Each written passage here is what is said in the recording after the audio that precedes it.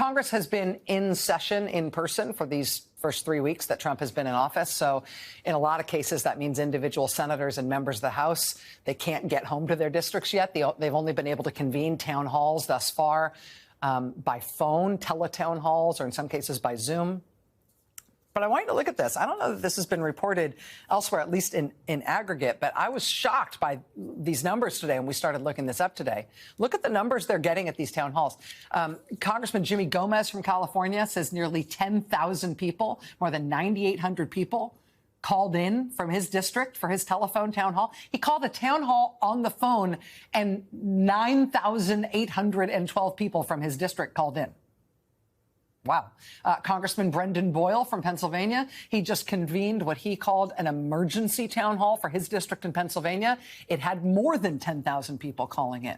Congressman Greg Stanton, Democrat of Arizona, he says he had more than 13,000 people call into his town hall in Arizona. Kim Schreier is a Washington state congresswoman. Her office says 14,000 people. 14,000 people in her district called into her town hall. Congresswoman Terry Sewell is from Alabama. Alabama, not exactly a bleeding heart blue state, right? Congresswoman Sewell says that when she convened a town hall last night, they had more than 20,000 people on the line from her district. More than 20,000 people in Alabama. In one congressional district in Alabama. Alabama voted for Trump by like a 30-point margin in the election in November. But you know what the largest employer is in Alabama? It's the Redstone Arsenal at Huntsville, Alabama. And every day, that is where 30 or 40,000 federal employees of various stripes go to work, or people whose jobs are funded by the federal government and its appropriations. That's the largest employer in the state of Alabama. You know what the second largest employer is in the state of Alabama? It's the University of Alabama at Birmingham, which, like all large research universities, has just been shot in both proverbial kneecaps, with Trump and Elon Musk unilaterally asserting with no notice and against the law that research facilities like UAB are about to have their funding dramatically and immediately cut with no warning. And those are like just the big cuts, like the existential cuts for a state like Alabama and its economy. Local news in places like Huntsville, Alabama this week are already reporting on smaller, lower profile cuts that are already sending local people just reeling. Some Huntsville Utilities customers have been notified that their accounts have been debited, all due to one of President Trump's executive orders. Huntsville Utilities tells Fox 54 that some customers who receive grant money from the federal government through local community action agencies now need to pay that money back. This is a direct result of President Trump's executive order to rescind federal funding. And although a federal judge did block this order last month, today that judge found the Trump administration did not fully follow his order. Accounts have been debited. They're just taking money out of people's accounts as part of their utility bill. Oh, Trump cut off all that money. That's been helping pay your utility bill, Alabama. And so now we're going to start taking all that money back. And by the way, you owe. You owe. You have to pay money more than you have been, not only for your additional bills. You have to pay back what Trump is no longer allowing to be spent. And that, Alabama utility customers finding, hundreds of dollars taken out of their account in the middle of winter, right? I mean, I guess it's a small story in the grand scheme of things, given what's going on in our whole country. But for people in Alabama, that's a real and immediate and hugely expensive thing that is very obviously Donald Trump's fault in a state that really supported him. So what's the impact of that, right? I mean, Republicans from Alabama, like Alabama Senator Katie Britt, have started to freak out publicly about what Trump and Musk dismantling the government is doing to her state specifically. Quote, Senator Britt was one of the first Republicans to raise concerns at home soon after the Trump administration directed the NIH to slash $4 billion in costs for medical research grantees. Senator Britt, whose state has received more than $518 million in NIH grants just for projects that are currently active there, tells a local news outlet that she will press Trump officials to take a, quote, smart, targeted approach to cuts so as to, quote, not hinder life-saving, groundbreaking research at high-achieving institutions like the University of Alabama at Birmingham. What do you think the odds are that she's right? That they're, what does she call it? That they're going to take a smart, targeted approach because they're trying hard not to hinder life-saving work. What do you think the odds are that she's right about that? Did I mention that 20,000 people, 20,000 Alabama residents just phoned into a town hall last night for their Democratic Congresswoman, Terry Sewell? Who do you think's got a better grasp on the stakes here for Alabama? Congresswoman Sewell dealing with 20,000 of her panicked constituents last night, or Katie Britt, who says, I'm sure they don't want to actually hurt us? In Kansas Republicans are now trying to salvage pieces of USAID, which was shut by Donald Trump and his top campaign donor, Elon Musk. They're trying to salvage pieces of USAID by moving those pieces into the agriculture department or someplace else that might survive, since Kansas farmers are taking the hit for millions and millions and millions of dollars worth of those USAID cuts already. In North Carolina, Republican Senator Ted Budd has decided to put his fingers in his ears and pretend it's not happening. Quote, Senator Ted Budd of North Carolina, whose state includes two of the largest recipients of NIH grants in Duke University and UNC Chapel Hill, said, quote, there's great research being done by all of our institutions. We need to protect that. Quote, I think the White House wants to protect that. Do they? Do you think they want that? Do you think that's why they just ordered devastating existential level cuts across the board immediately with no warning to all research institutions? It's because they want to protect that great research? Do you think that's why they did it? Senator Budd actually went so far as to say on the record that he, quote, agrees with Trump's cuts to universities and medical and scientific research. He agrees with it, and he is telling his constituents he agrees with these cuts. But, you know, he's also sure that the Trump White House really, in their heart of hearts, wants to protect the universities and research facilities. And like UNC and Duke are going to be fine, right? And all the other huge employers in his state that get that kind of funding, that provide, I don't know, the whole foundation for his state's economy. He's just told his constituents he agrees with these cuts that are likely to put thousands of people out of work in North Carolina and destroy the foundation of that state's economy. He says he agrees with those cuts, but he also thinks, you know, probably it's going to be fine. After all, they're good people. I'm sure their hearts are in the right place. Imagine being a Republican senator or member of Congress and trying to sell that Cybertruck full of horse hockey to your constituents. I'm sure it'll be fine. They're good people. Do you notice it's only Democratic members of Congress and Democratic senators who are holding these huge town halls? I wonder why Republicans don't want to talk to their constituents right now. I mean, and I got to say, it's not that talking to the constituents has been an easy thing for Democrats in these past 3 weeks. I mean, the Democrats are getting pushed by their constituents, too. They're getting pushed to do as much as possible, to do anything possible to stop Trump and what he's doing with Elon Musk. Here, for example, are Colorado residents turning up at the offices of Democrats John Hickenlooper and Michael Bennet, telling them, number one, vote no on all Trump cabinet appointments. Number two, deny unanimous consent to slow down the Senate. Number three, publicly oppose Musk's dismantling of the executive branch. Pushing these Democratic senators to push harder, to fight harder. That said, I said they're being tough. They did also bring cookies. Here's Virginia residents turning up at Senator Mark Warner's office, telling him, fight back, Senator Warner, fight harder. Here's Georgia residents turning up at John Ossoff's office in Georgia, telling him, Ossoff, fight back. Here's New Jersey residents at Senator Cory Booker's office telling him, Senator Booker, the time to fight is now. Fight like hell. Here's California voters at the office of Senator Alex Padilla. Block, delay, obstruct. No excuses. Here's Hawaii voters at the offices of their senators, Brian Schatz and Mazie Hirono. Senate Democrats, blanket opposition. What's happening right now in politics, and politics is the way we get out of this disaster, right? What's happening right now in American politics is that Republicans are hiding from their constituents. Republican elected officials are hiding from their constituents, and when they do have to address them, they are trying to tell them that they're sure everything is going to be fine. They have read-only access to the Treasury payment system, I was told. I'm sure they want to protect our universities and our life-saving work and research. I'm sure of it.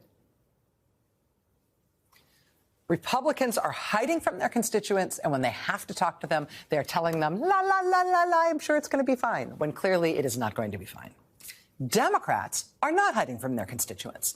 Democrats are being inundated with not just feedback from their constituents, but also with their constituents pushing them to do more, to fight harder.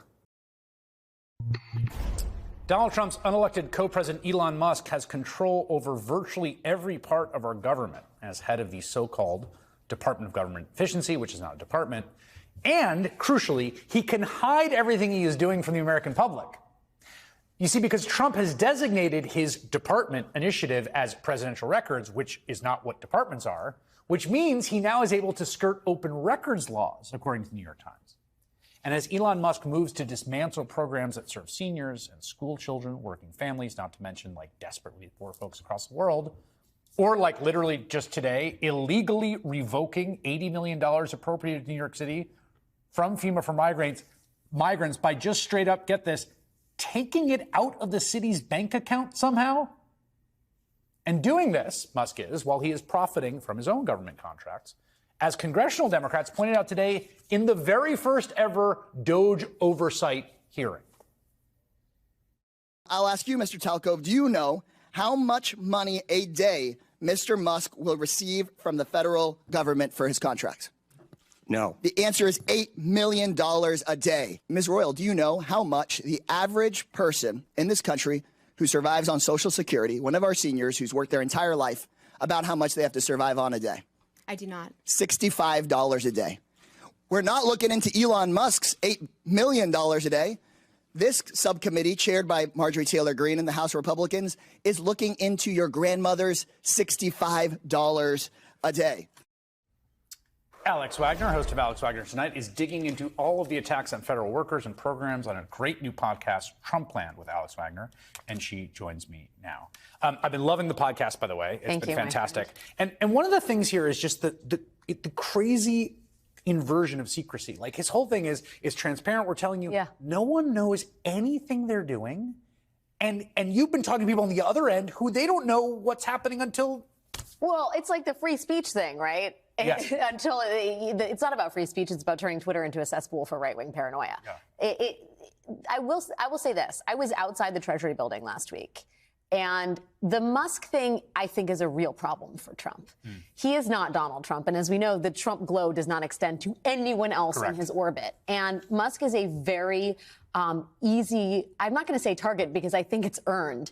He is a very easy narrative for Democrats, right? Unelected, the Tesla guy is tinkering around with payrolls. He's firing government employees. He's not doing it. It's wanton cruelty. This guy isn't elected. He's giving statements from the Oval Office. Who is this guy?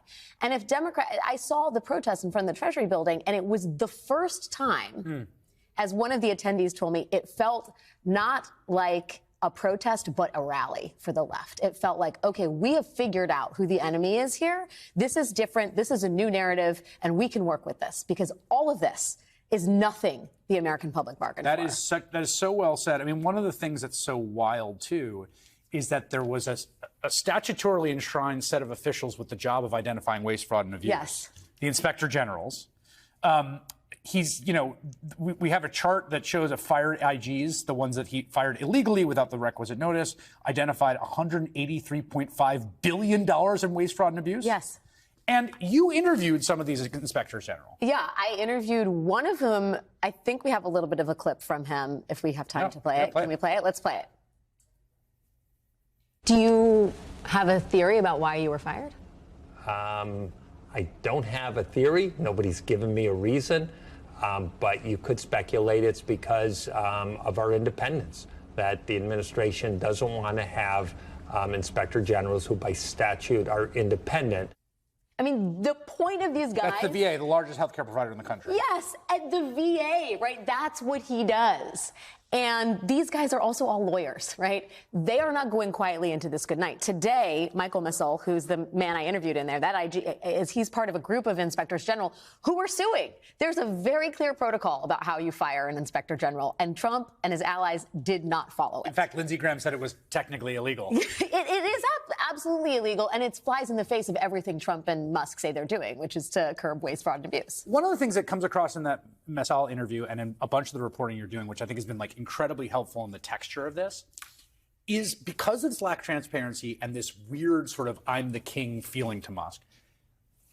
Downstream of it, it has this Kafka-esque, almost you're in a totalitarian universe and no one communicates anything.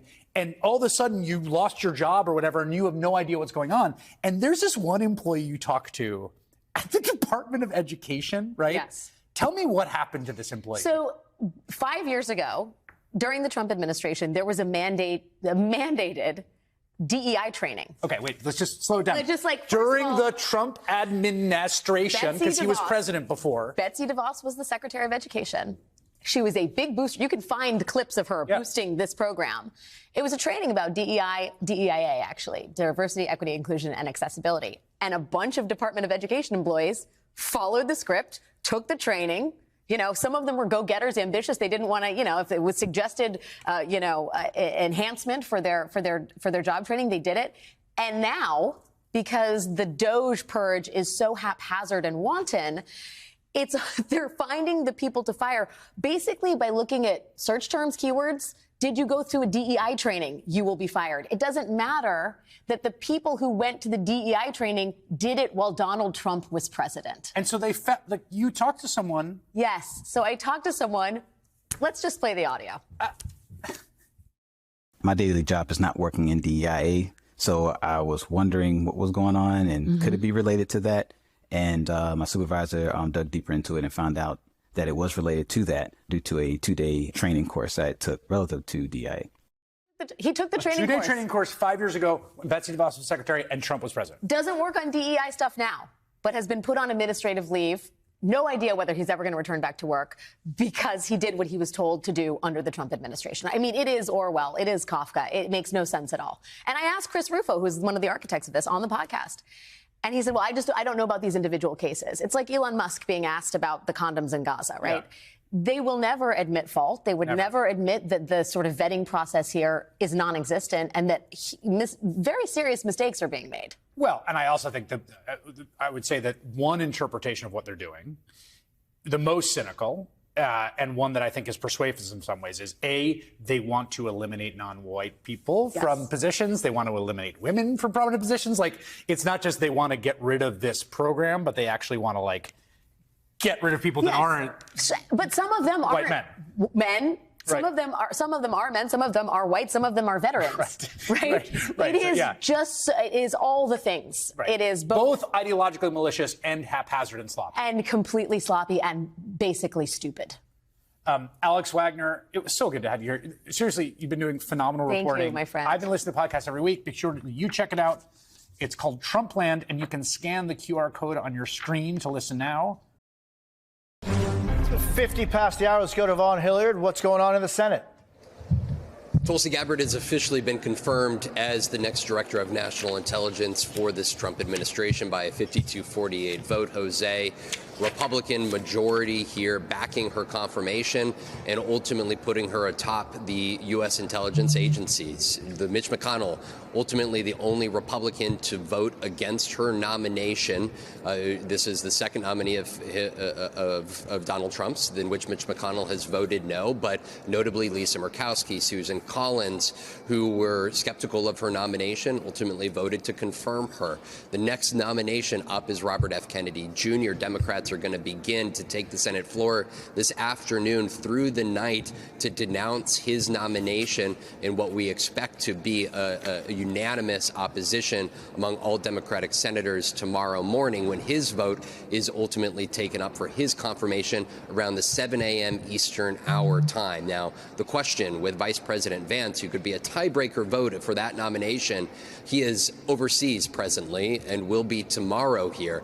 And at this point in time, there are still some Republican question marks for his nomination. Mitch McConnell, one of those. Senator Curtis out of Utah. Lisa Murkowski as well. And if 3 Republicans were to vote against him, this would put his nomination in an ultimate bind. So there is still serious questions about his nomination here over the course of the next 16 hours or so, Jose. But for Donald Trump, another victory in terms of filling his cabinet with people who were perhaps controversial, but individuals who he believes loyalists who will go in and effectively reconfigure these agencies to his desires. Tulsi Gabbard, the latest in the ranks to be confirmed by this United States Senate. And just to reconfirm with you, Vaughn, so RFK Jr., it looks like the timing for that is when, you said? 7 a.m. Eastern tomorrow morning. They have to let a certain amount of time go by to allow the debate to proceed here. And that is where Democrats have said, much like what we saw them do with the nomination of Russ Vought to be the OMB director, where senators switched off positions, where they spoke from the Senate floor. We expect that to take place here through the night ahead of what is going to be an early morning here up on Capitol Hill for the senators to take up his vote for that confirmation, which we expect to be very close. Vaughn Hilliard, I thank you very much, my friend. Really appreciate it. And with us now, Rick Stengel, former Undersecretary of State for Public Affairs and Diplomacy under President Obama. He's an MSNBC political analyst. And Rick, it's always a pleasure to see you. I haven't had the privilege of seeing you in some time, but I am very fortunate to be able to have you now. Let's just go right now with the DNI vote. It was interesting that McConnell was the only Republican that voted against it. And on the Democratic side, it was down the line, not one defection. Yes. Jose, as you know, this job is a relatively recent job. It was only created after 9/11 when people saw all the different silos of information of these 18 intelligence services that weren't coordinated. So they decided, let's try to coordinate them and create someone at the top of that. That's the job she was just confirmed for. It's a very important job. It's the person who actually decides what the president sees in the daily brief every morning and what's important of that stuff that comes in there. I think part of the reason that people voted against her is she's not an experienced intelligence official. She doesn't understand or know those other agencies, which I think is pretty important when you're trying to coordinate them. Ultimately, the job of the DNI is a judgment call, and her judgment has not been flawless. The fact that she's repeated lots of memes and ideas from Russian disinformation and Russian propaganda is something that I'm sure makes people in the intelligence community concerned. And so, Rick, I want to, using your experience for so many things, including, negotiations and things, I've just been thinking about what you see in what we've been seeing with President Trump recently, talking about what the United States should be doing with Gaza. I mean, the King of Jordan was there yesterday. And, when the president was asked what authority the United States would have to take over an entire area and displace 2 million people, he said U.S. authority. What do you see in that? Is it a tactic or is it a policy? My best possible description of it is that it's bizarre, one of the more bizarre proposals of a president of the United States in American history. I mean, remember, he ran for office saying, let's get out of these endless wars in the Middle East. And now he wants to possibly do a real estate deal that would be one of the biggest ones in history. It's not something I think the American people want. It's not something that he campaigned on. And as you mentioned, it's a violation of every single bedrock principle of international law, that ones that we've pledged to, the Geneva Agreements, the Nuremberg trials after World War II. You can't forcibly displace people from their land. And so he's just treating it somehow as though this is an exception to international law, and it's not. And then, of course, you have millions of people who feel that this is their land, that they've been in since 1948 and were displaced then. There are 130 countries in the UN that recognize the Palestinian state. So it's just bizarre.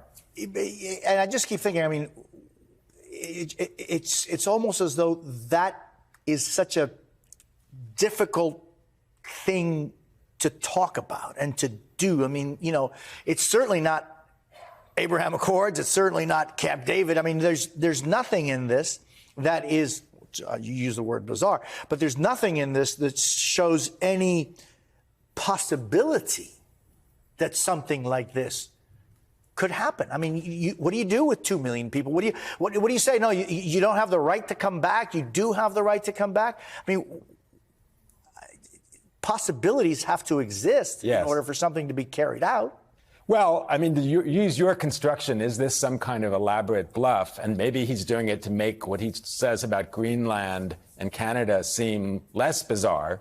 But it's also completely unproductive on the world stage, because what it does is give license to Vladimir Putin to talk about taking over Ukraine and displacing the Ukrainian people, who he says are not a nation, the way so many people say the Palestinians are not. So it's really a bad precedent.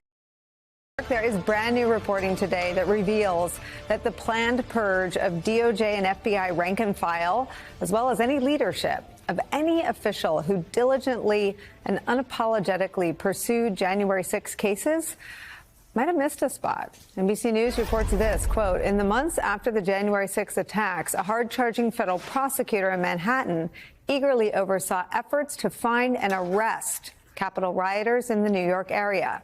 His former colleagues say, and even proposed to the Justice Department, that his office should play a central role in the investigation. His name is Emil Bove. As acting Deputy Attorney General, Bove is right now leading the charge to identify and possibly expel thousands of FBI agents who worked on the January 6 investigation, the largest investigation in Justice Department history. He wrote this in a memo, quote, the FBI, including the Bureau's prior leadership, actively participated in what President Trump appropriately describes as a, quote, grave national injustice that has been perpetrated on the American people over the last 4 years. Grave national injustice, in Bove's writing and in Trump's warped alternate reality, is not actually the violent storming of the U.S. Capitol, or the maiming and injuring of scores of Capitol police officers, or the setting up and erecting of a gallows to potentially hang Mike Pence, the sitting vice president, or members of Congress. It's not attempting to overturn the outcome of the election, the will of the American voter, either. What Trump means and what Bove writes by grave national injustice is the prosecution of people responsible for all of that, for everything we mentioned. For years, though, Trump's deputy AG didn't see it this way, didn't see it the way Trump sees it. Once again, from NBC's new reporting, quote, Bove worked closely with FBI agents as they hunted down suspects in the New York area. Quote, he treated these cases as a priority, said Christopher O'Leary, who sat in meetings with Bove as a senior FBI counterterrorism agent. Quote, in my daily interactions with him, there was never any indication of anything other than full-throated support. Bove attended weekly morning meetings about January 6 cases chaired by the senior FBI official in New York. The group of prosecutors and law enforcement agents planned and prioritized efforts to find and arrest January 6 defendants based on the intelligence coming in from all around the country. Emil gave very clear direction to aggressively work to support the FBI's effort to write warrants, pen registers, etc., the former prosecutor told NBC News, referring to an FBI technology that records incoming phone numbers. Regarding one particular arrest of a January 6 defendant, a prosecutor who asked to remain anonymous told NBC News this, quote, Emil was up half the night preparing for that arrest. But I don't know, maybe that was a different Emil Bove. The Emil Bove who he was before he joined Donald Trump's legal defense team and before he was nominated to run the Department of Justice before Pam Bondi's confirmation. One official tells NBC News that the amount of damage that Bove and his team have done to DOJ and public trust in the department is, quote, impossible to overstate. And that's to say nothing of what the Trump administration still has in store for the FBI workforce. The New York Times reports that the Bureau has compiled a list of 3,600 so-called probationary employees or recent hires who joined the Bureau within the last year or two.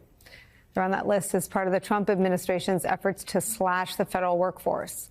From that reporting, quote, at the FBI, officials are concerned that cutting the workforce by firing probationary employees would be risky and costly, since agents undergo extensive training, and removing new analysts and other support personnel could have repercussions beyond the simple decline of personnel.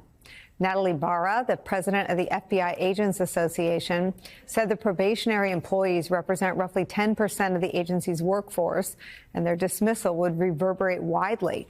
These people are, quote, actively investigating crimes in every state and globally, she said. Adding this, quote, losing these agents and employees would weaken national security now and into the future. The Trump administration's war on the rule of law, potentially endangering national security, is where we start again today. NBC News justice reporter and author of Sedition Hunters, How January 6 Broke the Justice System, Ryan Riley's here. He's bylined on that fantastic reporting we just read from. Also joining us is former Democratic Senator, MSNBC political analyst, our friend Claire McCaskill's back. And with me at the table, former U.S. Attorney for the Southern District of New York and attorney for former FBI Director James Comey. David Kelly's here, plus former Republican Congressman, MSNBC political analyst David Jolly's here. Ryan Riley, let me start with you on the reporting about Emil Bove's role in, I think the quote is eagerly, I don't want to misquote him, eagerly pursuing January 6 cases. Do we know if Trump knew that?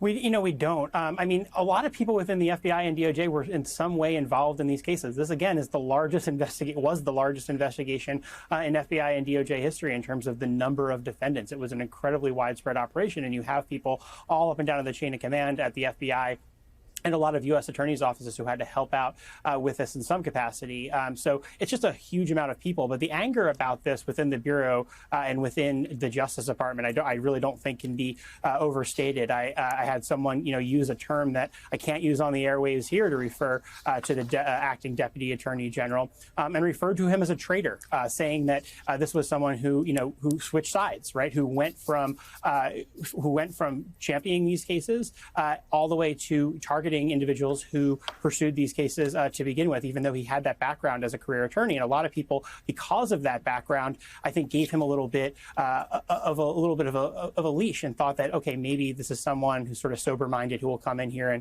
and recognize this for what it was. And someone said they were hoping that he would be an adult in the room, and that's, I don't think, is the way it has played out. I mean, there's just a lot of anger over this targeting, and as well as going after Nicole, probationary FBI agents potentially. That's, I think that could just have sweeping consequences for the Bureau for years.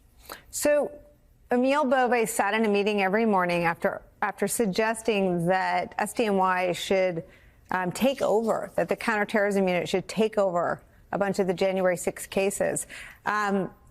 What was the alleged infraction of FBI leaders? I mean, did they do more or less than that?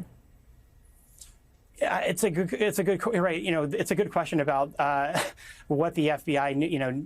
So I should say the cases were somewhat controversial within the FBI. Some of the ways that the cases were handled. This was not something that everybody was necessarily on board with from the get-go. I think especially the assault on the federal officer cases. I think just as most of the vast majority of the American public would support those cases. I think those also had a lot of support internally. But remember, the FBI is this conservative-leaning law enforcement organization. administration. And so it's not only politics, it was also just this idea that people who are typically working felony cases were dealing with misdemeanors, right? So that was something that you heard a lot of sort of internal divisions about how these cases were being handled. And really what ultimately, it's a little bit of Monday morning quarterbacking, but the Justice Department and the FBI way underestimated initially how many people had entered the Capitol. It's upwards of 3,500. And the scope of this, that they were thinking from the beginning was about 800. That's something that they could have handled.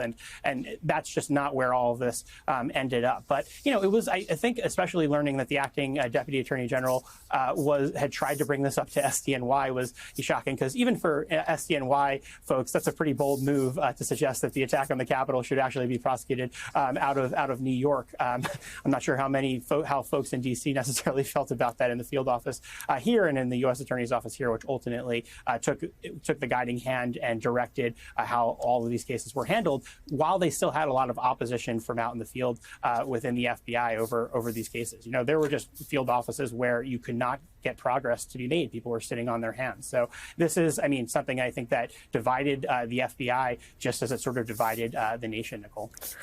But it didn't seem to divide Mr. Bove based on this new reporting. And I guess what I'm trying to understand is, are you aware of any FBI leaders or individuals who were fired for less than this, quote, full-throated support, end quote, in the words of Mr. O'Leary.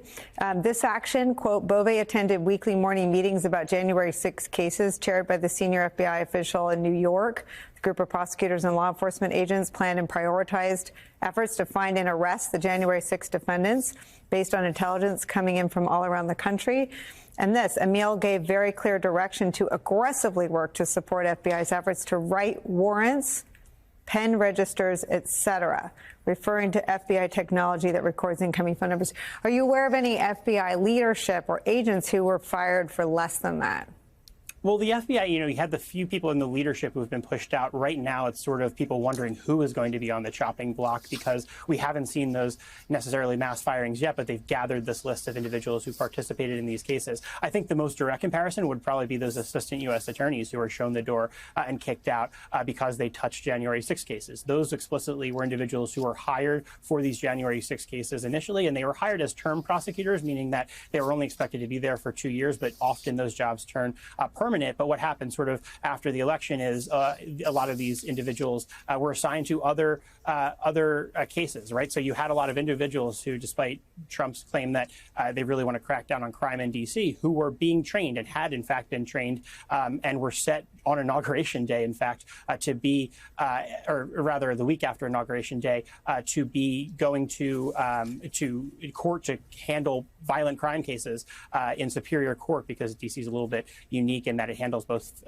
federal and sort of more quote unquote local crimes. And so that's what they were set to do. But of course, all of those individuals were pushed out and fired. And, I watched them march in one day and have to turn in all of their computers and bring all of their stuff out. That's what happened in the first days of this administration. Let me get your reaction to what we're now learning about who may have been released on the U.S. side for Russia. Ambassador McFaul. Well, first, I just want to congratulate President Trump and his administration for getting Mark Fogel out of jail. He is a friend of mine. He taught my son when we lived in Moscow when I was a U.S. ambassador. He's a fantastic teacher. He taught many of the kids, diplomats and military officers that were stationed in Moscow when I was there. And this is a great, great day for America.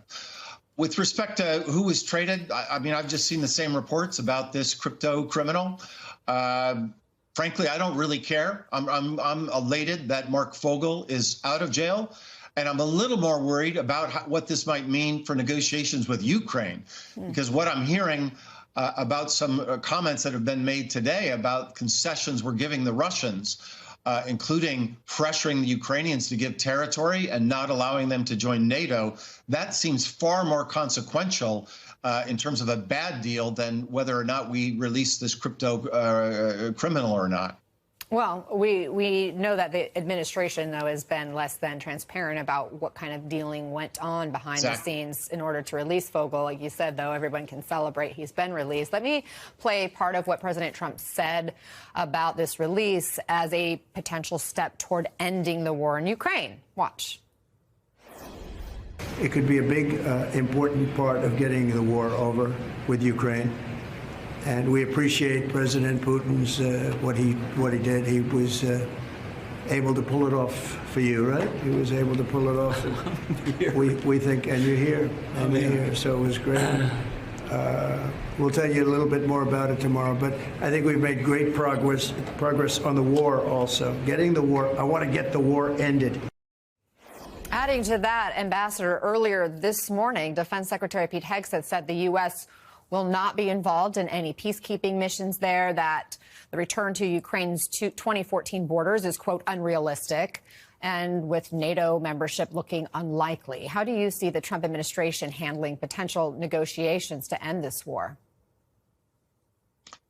I think those comments by the Secretary of Defense today were catastrophic mistakes. You don't give away the things you're negotiating before you begin to negotiate. Why is he telling the Ukrainians they need to give up territory? That should happen if it needs to happen, and tragically, maybe it does. But that should happen at the negotiating table, not before the negotiations begin. Likewise, Ukraine's membership into NATO. First of all, Putin shouldn't be able to negotiate that or not. He's not a member of NATO. But even if you wanted to negotiate that, do that within the context of a negotiation.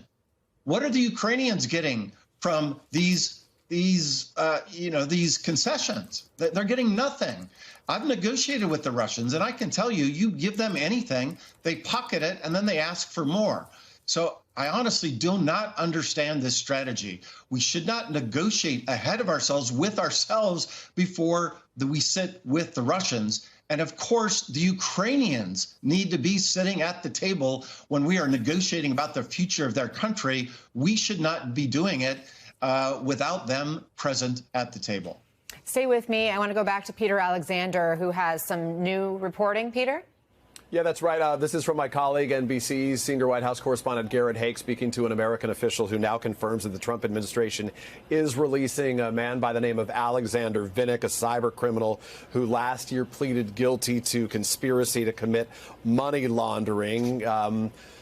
It's unclear at this point whether this is described as a trade or an exchange. Nonetheless, it happens in the same time frame, of course, that Mark Fogel was released by the Russians, picked up by the U.S. envoy for Mideast affairs, Steve Witkoff, returned to the United States overnight, where he met with the president here at the White House. You've seen those celebratory scenes at this time. And as we report this out, I think one thing that's worth noting, and I know my colleague, Ambassador Mike McFaul, will detail this, it does appear that this White House feels like this is a unique opportunity to try to build what they view as a strong relationship that President Trump has with Vladimir Putin at this time, which is why I think there have been some sensitivities as we've been asking questions of Witkoff and others over the course of this day, where they were disinclined to share any further detail about any trade or exchange or any Russian being released here. It is clear that, at least in the eyes of this White House, they hope that this is sort of a show of good faith from both sides that will help allow for future negotiations and, in the eyes of the White House,